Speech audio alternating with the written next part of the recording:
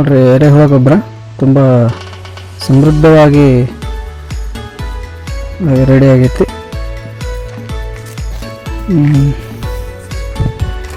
ಇದರಲ್ಲಿ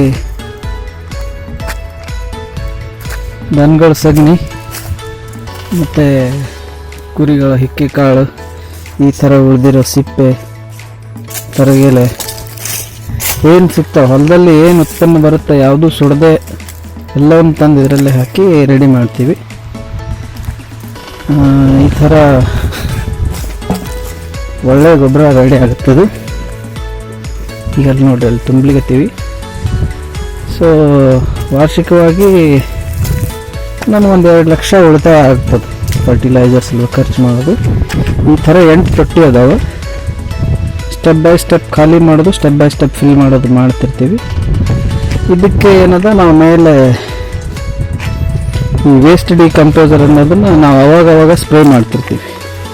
ಅದು ಡಿಕಂಪೋಸ್ ಆಗೋ ಟೈಮಿಂಗ್ ಏನದ ಇನ್ನೂ ಕಮ್ಮಿ ಆಗ್ತದೆ. 3 ತಿಂಗಳಿಗೆ ಆಗೋದು ನಿಮ್ಗೆ ಅದಕ್ಕಿಂತ ಫಾಸ್ಟಾಗೇ ಸಿಗ್ತದೆ. ಸೊ ಇದು 20 ರೂಪಾಯಿಗೆ ನಿಮ್ಗೆ ಸಿಗ್ತದೆ ಆನ್ಲೈನಲ್ಲೇ, ತರಿಸ್ಕೊಬೋದು, ಯೂಸ್ ಮಾಡಿರಿ. ಒಳ್ಳೆಯ ಇದು ಆಗ್ತದೆ. 6ರಿಂದ 10 ಟನ್ ನಮಗೆ ವಾರ್ಷಿಕವಾಗಿ ಆರಾಮ್ಸೆ ಗೊಬ್ಬರ ಸಿಗ್ತದೆ, ಎರೆಹುಳ ಗೊಬ್ಬರ. ಮಾಡಿರಿ, ಎಲ್ಲರೂ ಯೂಸ್ ಮಾಡಿದ್ರೆ ತುಂಬ ಹೊಲ ಫಲವತ್ತಾಗಿ ಇದು ಆಗ್ತದೆ. ನೋಡ್ಬೋದು,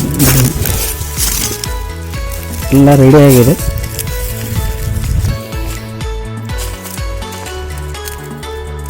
ಥ್ಯಾಂಕ್ ಯು.